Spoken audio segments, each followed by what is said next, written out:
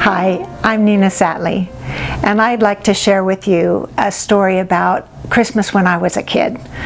One of the things I remember the most about it was from our time when we lived in Cooley Dam, Washington.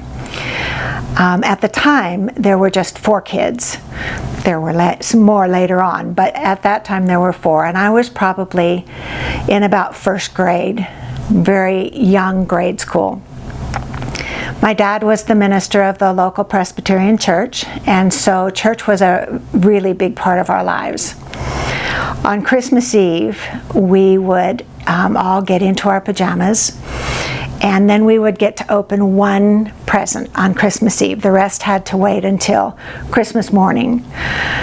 After that, we went to bed and went to sleep.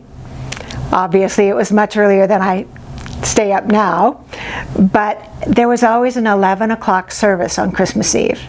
And so my mom would wake us up and we'd all go to church in our pajamas on Christmas Eve. I was the third, so my brother was probably 10, and my older sister was 8. I was 6, and then I had a younger sister that was 4. So we were all pretty young. And we'd sit through the service, and then when we came home, we had Jesus' birthday cake, because by then it was past midnight, and so it was Christmas.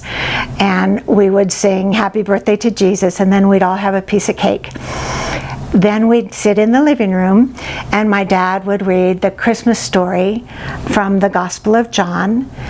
And after we listened to that, we would sing a couple of Christmas carols. This is all just family stuff. But the best part of the night was the last one that we would sing would be Silent Night. We each had a candle. I don't know how my mom did it with little kids and really lit candles, but we did. We'd start Silent Night, and then my brother Robert would lead us out of the living room and start walking up the stairs to where the bedrooms were. Christy would follow him, and then I would follow her, and Lori came last, and she would follow me. We all had our little candles. We were all singing Silent Night, and my mom came up behind us and tucked each one of us into bed, blew out our candle, and we didn't talk anymore. It was just lights out.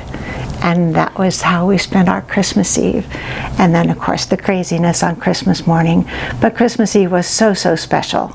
Jesus was always a big part of our lives, and church was our family.